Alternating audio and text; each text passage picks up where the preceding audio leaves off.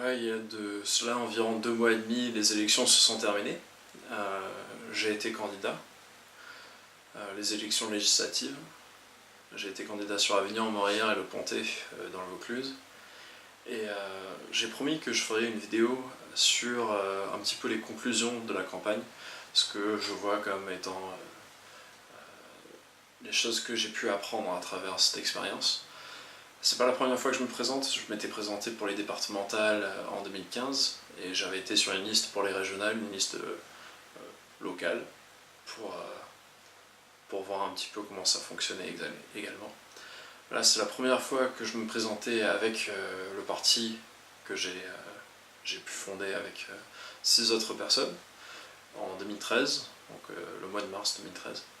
Donc ça fait seulement 4 ans que ça existe et que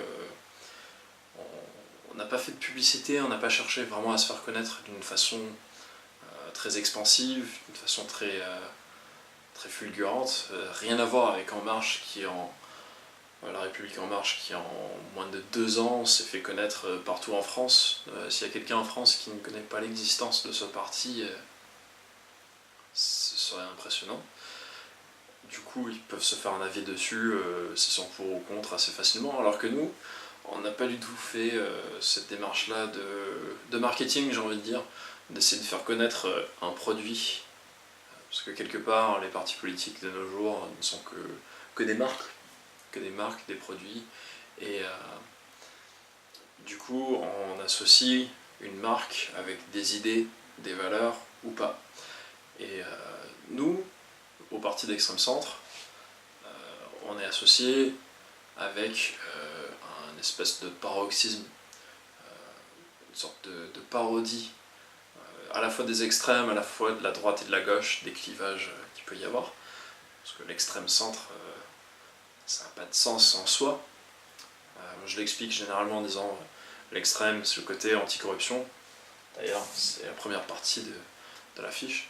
Et le centre, c'est toute la suite, c'est la recherche de pragmatisme, d'équilibre, de responsabilité, à la fois individuelle et communautaire, donc l'ensemble de la communauté nationale, pas juste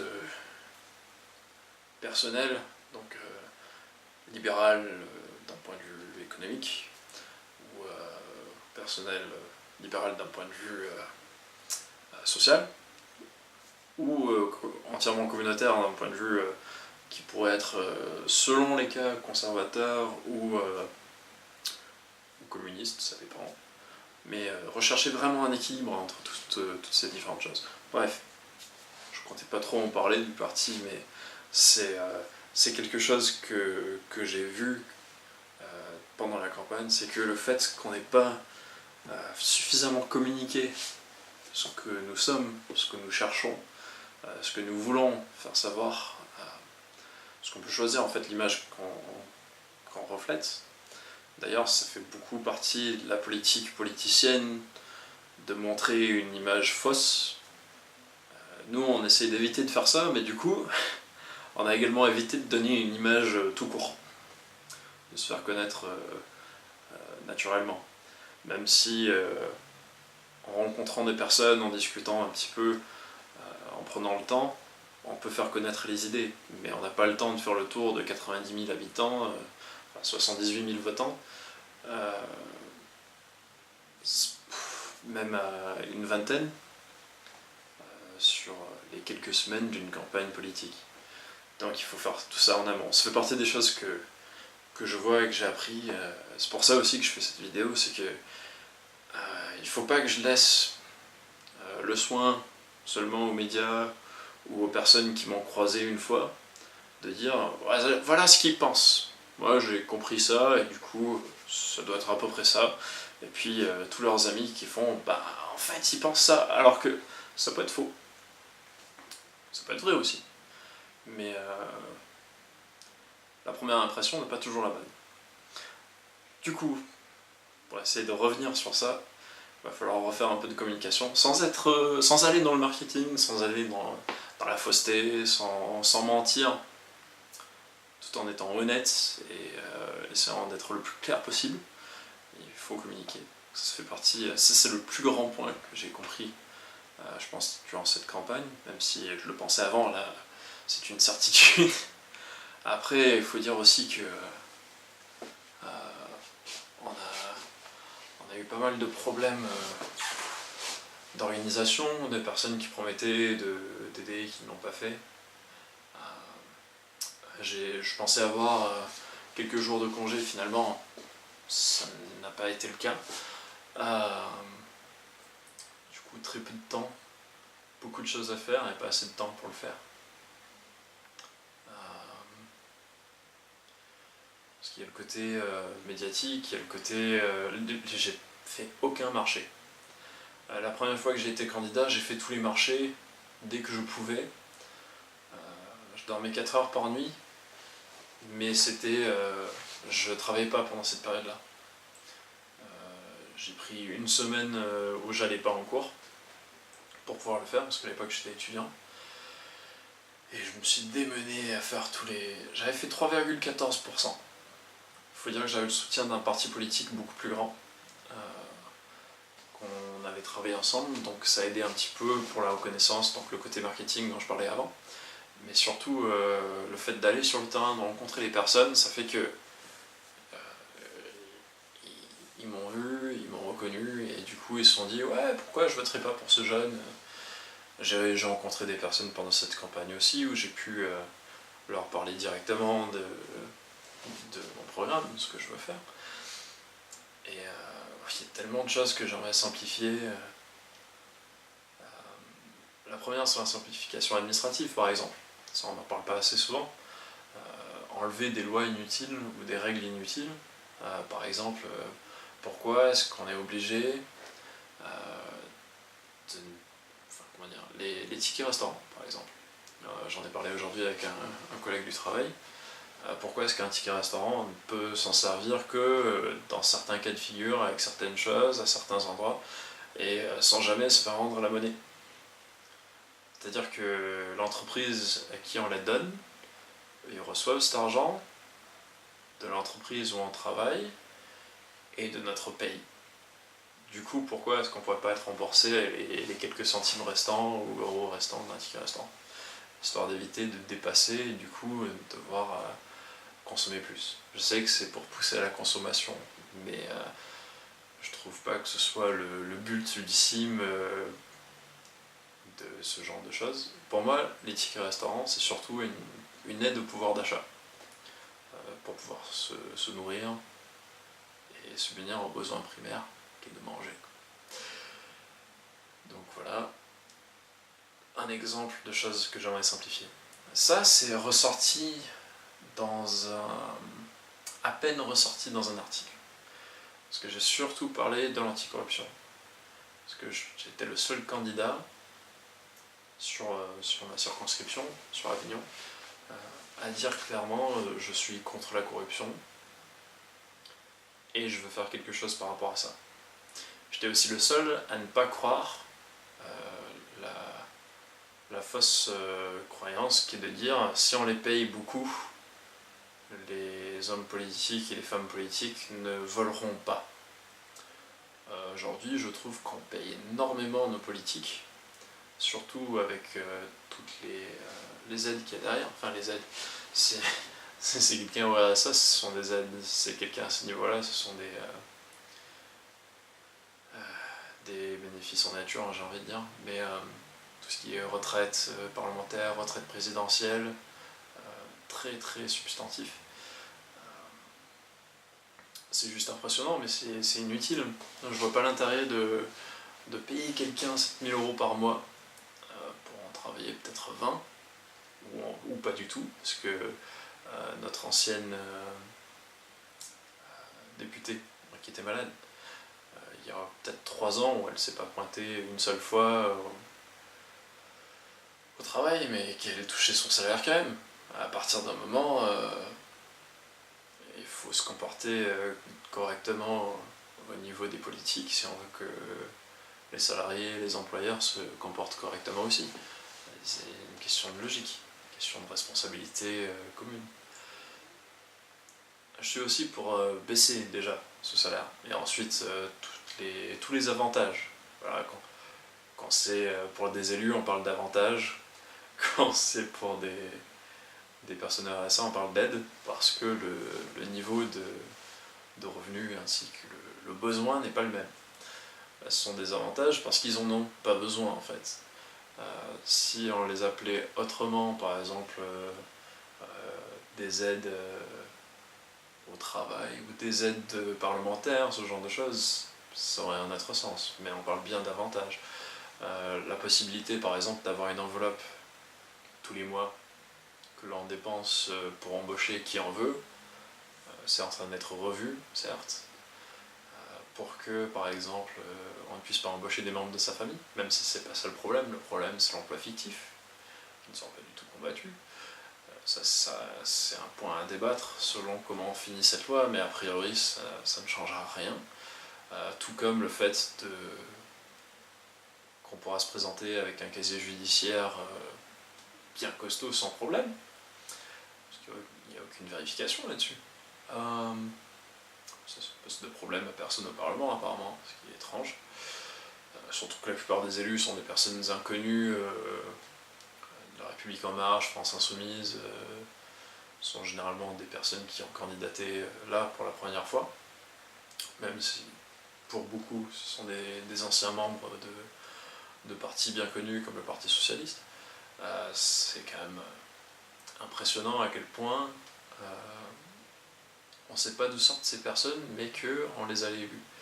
Et c'est là aussi où je reviens sur le point marketing, c'est que les personnes votent pour le nom, soit du parti, soit de la personne qu'ils ont vu le plus. Pas forcément de celui ou celle où ils ont la certitude que c'est pas quelqu'un qui va les arnaquer. Au contraire, j'ai l'impression que la plupart des gens qui votent votent dans l'état d'esprit de dire je sais, au moins comme ça je sais qui va me maltraiter, quelque part. Je trouve ça absurde, mais c'est l'état d'esprit de beaucoup de personnes avec qui j'en ai parlé depuis, et c'est aussi l'état d'esprit j'ai l'impression, de ceux qui ont voté dans ma circonscription pour La République En Marche. Parce que j'ai eu l'occasion de parler avec ce candidat avant les résultats des élections. Et il m'a pris pour un journaliste, je pense. Il m'a pas reconnu. C'était très intéressant, parce qu'il m'a pris pour un abruti. Comme si je connaissais pas du tout ma ville, etc. Enfin bref. Ce qui m'a choqué le plus, c'est que j'en ai profité pour poser des questions par rapport à la réserve parlementaire. Donc quelque chose de complètement illégal et d'anticonstitutionnel. Et ça l'a pas du tout dérangé, c'était comme si c'était normal. Il m'a dit oui, mais ça sert pour aider les associations, Non, mais ça sert pour aider les associations qui vont servir à faire réélire le candidat en question, déjà d'une. Ensuite, lui, il veut s'en servir pour le Festival d'Avignon. Le Festival d'Avignon, ça crée des emplois généralement saisonniers. Et l'exemple qu'il a utilisé, il a dit oui, mais nous, on a embauché 2 employés. Et là, il y a un journaliste retraité juste à côté qui répond oui, mais enfin qui arrive à ce moment-là et qui entend ça et qui dit non, mais il y en a un qui est employé à Hong Kong et l'autre à Paris. C'est pas des employés sur Avignon. Et puis en plus, c'est des personnes qui ont fait des autres études, c'est pas la majorité des chômeurs sur la ville d'Avignon, par exemple, qui pourraient prétendre à ce genre de poste. Donc, ça l'a un petit peu calmé, mais du coup, il est parti parce que ça commence à être le décompte. Mais ouais, c'était impressionnant de voir cette arrogance. C'était de l'arrogance pure. Surtout de l'arrogance qui soutient des pratiques électoralistes, c'est-à-dire qui servent plus ou moins à arnaquer en fait l'électorat, et qui servent aussi à se faire réélire, et qu'à se faire réélire, parce que franchement, ça n'apporte rien. Et sa réserve parlementaire, il va la dépenser quelque part où il serait susceptible d'être gagnant. Personnellement, il pourrait gagner de l'argent dessus, selon comment c'est organisé, s'il refuse ou s'il accepte de toucher des fonds. Donc je trouvais ça assez absurde. Et non, non c'est pas du tout ça. Ces derniers mois, parce que j'attendais de faire un peu le tour dans ma tête de ce que je pense de ces élections, ça m'a coûté cher, environ 4 000 €, que j'ai fini de payer. Ça m'a pris beaucoup de temps et d'énergie, parce que les comptes, par exemple, le compte de campagne, il faut l'envoyer, il faut faire pas mal de paperasse, d'administratif avant, il faut mettre en place un compte avec... enfin bref, il y a plein de choses à faire, des petites choses, mais qui prennent du temps, de l'énergie, et qui font sortir de sa vie de tous les jours, ce qui est intéressant, mais qui en même temps a un coût. Et j'ai l'impression que c'est le peuple de France, dans son ensemble, qu'importe les minorités, n'a pas l'air prêt de se dire on va oser tenter une petite candidature, un petit candidat et voir ce qui se passe. J'ai vu que la Corse, ils ont voté pour des régionalistes, c'est normal, mais c'est peut-être les plus petits candidats au sens petit parti, peu de membres, etc. Les plus petits, ça veut dire qu'ils sont quand même grands, mais en nombre, ils sont beaucoup plus nombreux que le parti d'extrême centre. Mais j'ai pas l'impression que l'on puisse arriver dans une élection et dire voilà, moi j'ai de l'expérience dans plein de domaines, des idées, même des idées simples, pas forcément anciennes, pas forcément nouvelles, j'ai un mix des deux. Je suis capable de monter une équipe pour faire quelque chose. Je suis capable d'essayer de me faire comprendre et de comprendre surtout les autres, parce qu'il y a aussi de ça, il y a beaucoup de fausses écoutes, c'est-à-dire qu'on va organiser une étude du terrain, demander des retours de la population, sauf qu'on va les demander à des heures et à des endroits que personne ne connaît, comme ça il n'y a personne qui vient. Et après on pourra dire non mais on a déjà fait une demande, on a déjà posé la question à tout le monde, et ils étaient pour ou contre, selon la volonté en fait des élus. Ça vient de Rawls. En fait, cette idée, c'est un nouveau contrat social où dès le moment qu'on a fait semblant d'écouter les personnes qui ne sont pas d'accord avec nous, on peut faire ce qu'on veut. Et il y aura moins d'émeutes, moins de problèmes, etc. Il s'avère qu'il y a une part de vérité, c'est qu'effectivement, il y a moins de personnes qui se posent la question et qui piquent une crise parce qu'ils ne vont pas aller chercher plus loin que oui, ils ont fait une étude, ils ont vu des gens, il y a eu des retours. Sauf que dans la théorie de Rawls, il y a aussi l'idée que, et là je suis parti complètement sur une tangente, je suis vraiment désolé, ça m'arrive souvent, mais je reviendrai après. Rawls il dit aussi que ça va créer une société plus juste. Dans une société où la majorité n'est pas écoutée, n'est pas entendue, mais on fait semblant de les écouter, est-ce que c'est une société plus juste? J'ai la certitude que non, mais ça n'engage que moi. Vous pouvez penser ce que vous voulez, et puis on pourra en débattre dans les commentaires en dessous, ou en discuter de façon civilisée, parce que sur internet ou dans la rue maintenant c'est très difficile d'avoir une discussion sérieuse, d'aller jusqu'au bout. D'ailleurs, si on a certains qui veulent vraiment parler de sujets qui les tiennent à cœur, je vous appelle à créer une petite vidéo comme la mienne et poster le lien dans les commentaires. Comme ça, je pourrais venir voir et puis je peux faire une vidéo de réponse ou sinon on peut s'organiser pour skyper ou je sais pas, discuter sur internet ou même se rencontrer en vrai, à condition que vous ne soyez pas violent. Parce que je ne vais pas me mettre en danger pour rien.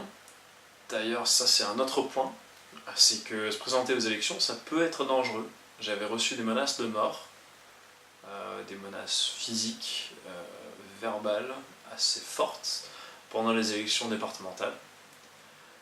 Là, j'avais vraiment été partout pendant les élections, j'avais fait les marchés comme je disais tout à l'heure, mais j'avais collé mes propres affiches aussi. D'ailleurs, c'est moi qui paye les affiches. Alors que j'ai un emploi stable que depuis février, mais c'est quand on a une passion, comme pour tout, on y va. Bref, donc je disais, on collait aussi nos affiches. Et le collage d'affiches, je pense que la plupart des gens ne s'en rendent pas compte, mais ça peut être vraiment, vraiment violent. Avoir un colleur à ça de son visage, et qui te dit je vais te casser en deux, je te bute et tout, si on respecte pas ces affiches plus que la vie humaine ou que le droit d'exister durant la campagne, bref, ça m'est arrivé. Et c'est pas rare, je pense, a priori, de ce que j'ai pu voir, que des militants d'autres groupes soient violents comme ça. D'ailleurs, petite anecdote de cette élection, mais je fais encore un dérivé, hein. Une dérivation. Petite anecdote de cette élection, il y a une dame du Parti Socialiste qui m'avait demandé de ne pas coller des affiches sur sa candidate.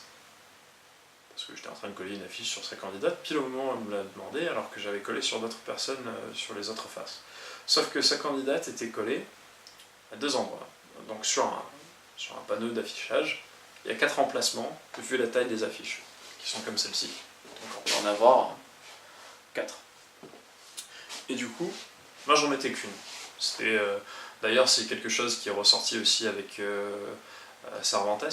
Cervantes, le candidat des écologistes, d'Europe Écologie Les Verts, si je ne me trompe pas, avec qui on était d'accord et qu'on avait promis de ne pas justement mettre plus d'une affiche par panneau officiel, et qu'on ne collerait pas ce qu'on appelle de la façon qu'on appelle le collage sauvage, par exemple coller sur des arbres, des poubelles, tout ce qui bouge pas, des poteaux, enfin bref. Là pendant cette élection, c'est surtout la France Insoumise qui a collé vraiment n'importe où. J'ai des photos à l'appui. Il y a des fois où j'ai même pas pris de photos tellement je passais comme ça, et puis il y avait un panneau stop avec un petit truc, le petit symbole grec qui a été violé en fait par la France Insoumise, qui n'a rien de philosophique, rien de rationnel. Enfin bref, ils ont fait une manifestation contre le résultat des élections. D'ailleurs, j'étais allé voir, parce que j'étais curieux, devant le bureau du candidat gagnant.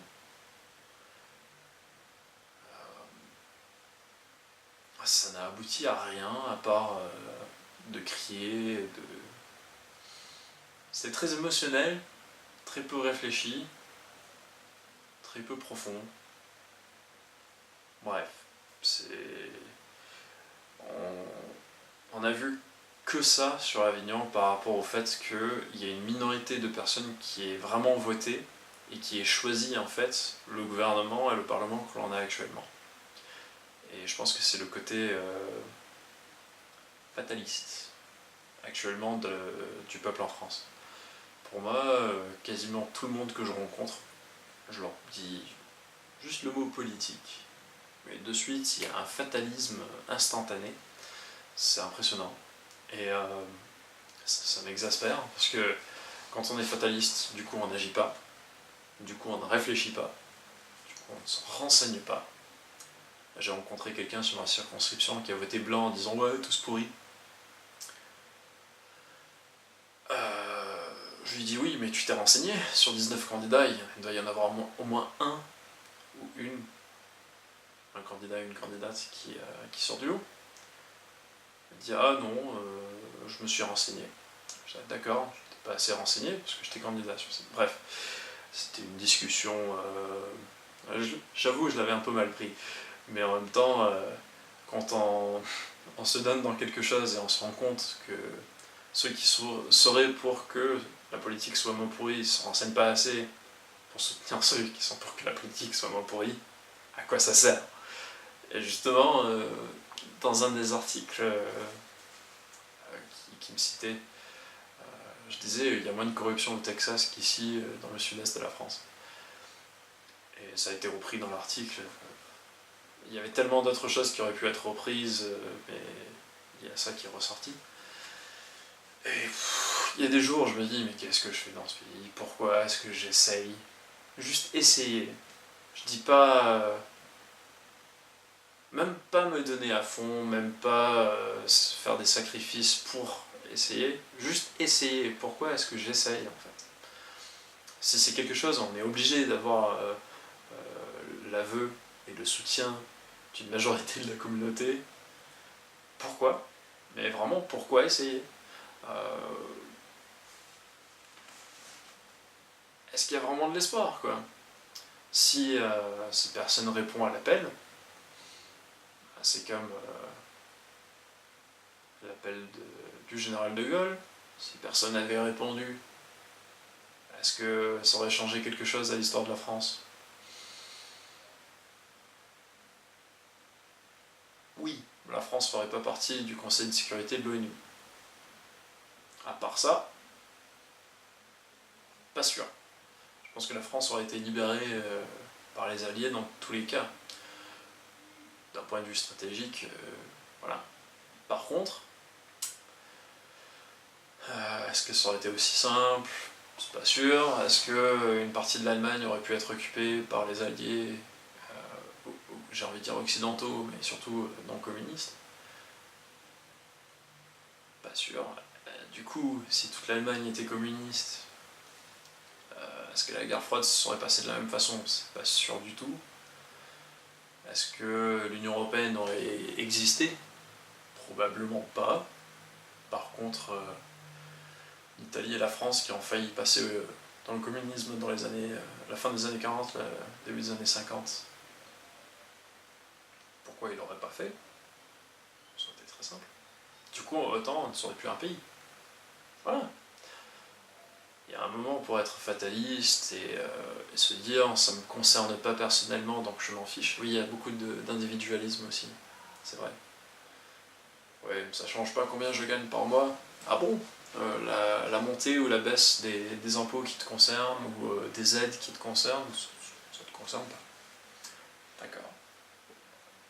Juste pour parler de façon matérialiste, parce qu'il n'y a pas que ça, il y a aussi l'état d'esprit du pays dans lequel tu vis. Mais non, ça ne te concerne pas. D'accord, bon. Tellement de raisonnements obscurs en fait, et peu ficelés, mais que personne essaie vraiment de remettre en question. Il y a aussi quelque chose qui m'exaspère, c'est le relativisme philosophique. Je m'explique, c'est l'idée que tout est relatif, cette phrase bannière, qui dans beaucoup de contextes n'a aucun sens, dont le contexte politique, parce qu'il y a des choses qui fonctionnent, des choses qui ne fonctionnent pas. Certes, il faut tester pour voir si elles fonctionnent ou pas, et il y a une certaine forme quand même de science dans l'économie, de science dans la société, et son fonctionnement. Moi j'aurais tendance à tendre vers ce qu'on appelle le droit naturel comme théorie philosophique, c'est-à-dire à considérer qu'il y a des choses qui fonctionnent en soi et des choses qui ne fonctionnent pas en soi. Pas une question de tout à fait comment on le fait, mais de le faire ou pas.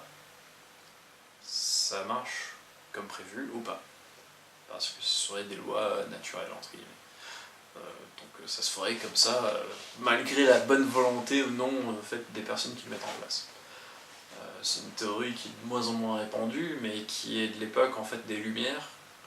Donc John Locke, par exemple, celui qui a écrit le contrat social anglo-saxon, qui est à l'origine de la Constitution américaine et de beaucoup de choses dans la politique anglaise, irlandaise peut-être aussi. Rien à voir avec Rousseau, qui est la base un petit peu du contrat social français, qui a pas mal évolué vers le contrat social de Rawls depuis, mais qui était pas tout à fait d'accord, et pas très clair en fait par rapport à ce qu'il entendait par un contrat social, à part que c'était quelque chose qui était considéré comme vrai par tous, plus ou moins. Et encore, ça s'est complètement effacé dans l'état d'esprit collectif français, je trouve. Du coup, tout ça n'existe plus. C'est comme dire, il y a eu un fait, mais j'ai le droit de ne pas y croire parce que tu as le droit de croire ce que tu veux aussi. Sauf que si je crois n'importe quoi, disons si je crois que si je me décapite, je continuerai à respirer, c'est malsain pour moi, parce que je risque d'agir dessus. C'est pour ça que les croyances, on a le droit de les remettre en question, de les débattre, d'en discuter, d'essayer de dissuader ou d'assurer les gens de leurs croyances.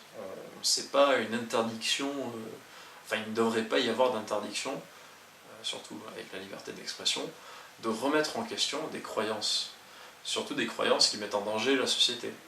Par exemple, la croyance que ça sert à rien de s'intéresser à la politique, c'est une croyance très répandue, mais c'est une croyance qui n'est pas du tout bénéfique à la vie en communauté, donc à la politique. C'est assez, ça se mord la queue un petit peu, mais c'est logique, dans le sens où je pense que beaucoup de personnes à l'époque d'Hitler s'en foutaient de la politique. Juste pour utiliser le point Godwin, c'est la seule fois que j'essaierai de m'en servir dans cette vidéo.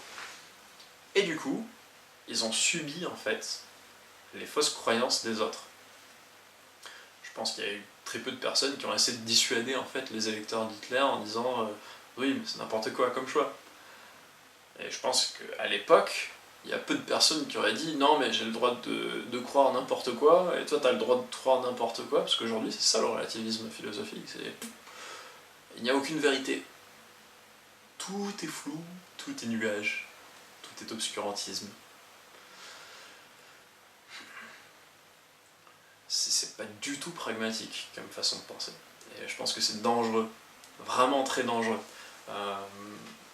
Je pense que ce relativisme, il est en train de nous causer des ennuis par rapport à notre place en tant que pays de France dans le monde, et que notre politique, par exemple, d'immigration, notre politique judiciaire, notre politique sociale, parce qu'on est en train de se dire oui, tu peux croire que les pauvres sont mal lotis, mais tu peux aussi croire que les riches sont mal lotis. Tu peux croire ce que tu veux. Tu peux croire que les riches sont pauvres. Tu peux croire que les pauvres sont riches.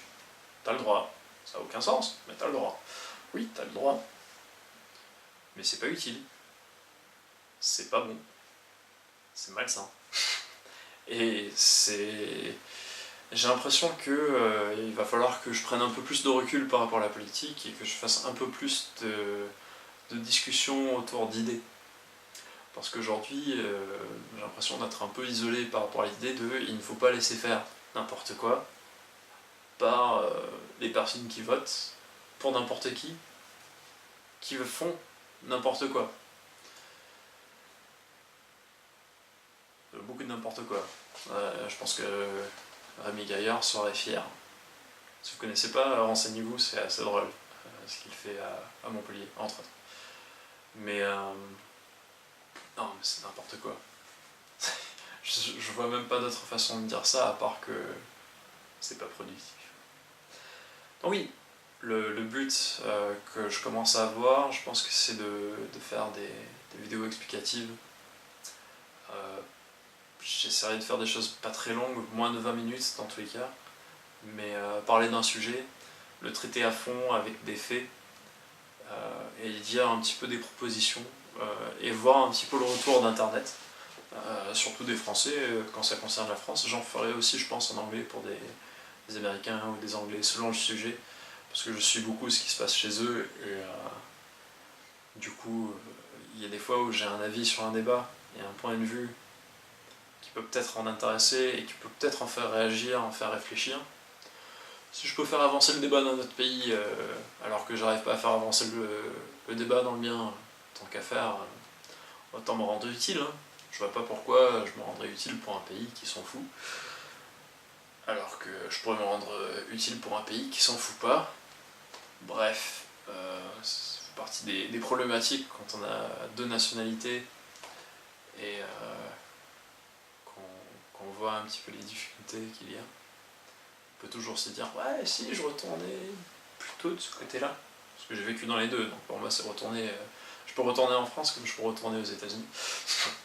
Vu que j'y ai déjà vécu, c'est un retour. Mais non, pour l'instant j'ai encore envie d'essayer en France, avant que ça parte vraiment en vrille. Ça pourrait commencer rapidement. Je le redoute un peu. Parce qu'il y a beaucoup de choses que je vois qui sont un peu censurées. Je vais pas en parler dans cette vidéo parce que c'est pas le but, mais des choses qui sont considérées comme fausses par beaucoup de gens soi-disant tolérants, soi-disant relativistes, qui interdisent en fait certaines choses tout en disant tu as le droit à ton opinion. Par contre, tu as le droit à ton opinion jusqu'à ce qu'elle m'embête. Ce qui du coup n'est pas cohérent en fait, et qui ne rentre pas du tout dans la liberté d'expression. C'est comme disait quelqu'un de connu en France. Et, pour ceux qui ont regardé jusque-là, je vous laisse mettre le nom dans les commentaires si ça vous chante. Même si je ne suis pas d'accord avec vous, ce que vous dites, je me battrai jusqu'à la mort pour que vous puissiez le dire. Je paraphrase, mais je suis sûr qu'il y en a plein qui regardent cette vidéo qui connaîtront cette phrase et pourront même la mettre de mémoire dans sa structure originelle. Je crois que c'est Voltaire, mais je peux me tromper. Bref, petite anecdote à part. Que dire de plus? Voilà, donc cette campagne-là, pour moi, elle est finie. J'ai envoyé le compte de campagne, j'espère qu'il sera accepté. J'ai eu 70 voix, dont la mienne. Donc ça fait 0,22% si on ne compte pas les abstentions et les votes nuls. Et les abstentions, forcément. Bref. Du coup, c'était pas un très bon score. J'ai pas pu faire campagne comme j'aurais voulu. J'ai même pas pu préparer en amont comme j'aurais voulu. Du coup, si jamais je retente des élections, soit avec beaucoup plus de préparation, je pense à un an ou deux, histoire d'avoir l'argent de côté pour la totalité des frais de mon côté, et aussi avoir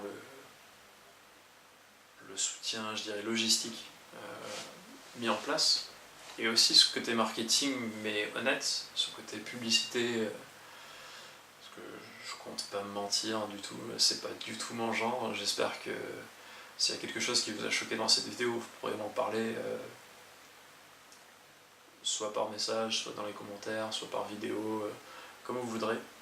Je suis assez ouvert au dialogue, et puis j'ai une mauvaise tendance à essayer d'énerver les personnes et de pousser leurs arguments jusqu'au bout. Ensuite, voir comment on peut le casser, et ensuite, à la fin, voir là où on peut s'entendre. Du coup, il faut avoir un peu de patience si on veut parler vraiment jusqu'au bout. Mais voilà. Qu'est-ce que je voulais dire de plus par rapport à ça? Et beaucoup plus de discussion et de dialogue. J'ai envie de mettre en place presque une forme de débat YouTube entre des personnes qui sont intéressées. Si ça vous intéresse, écrivez-moi aussi. Et puis, si vous voulez suivre ça, n'hésitez pas à liker en fait. Je sais, ça fait très youtubeur de base, mais c'est pour la bonne cause. C'est pour la France, pour la réflexion, la raison, la logique, la responsabilité, l'anticorruption, le pragmatisme. C'est un peu pour toutes ces raisons-là que j'ai envie de pousser en fait de ce côté-là plutôt que du côté électoral. Parce que pour convaincre les électeurs, c'est compliqué. Par contre, faire réfléchir quelques personnes en ligne, ça me paraît plus faisable. Donc pour l'instant, je vais faire ça. Et puis, voilà, n'hésitez pas à me contacter.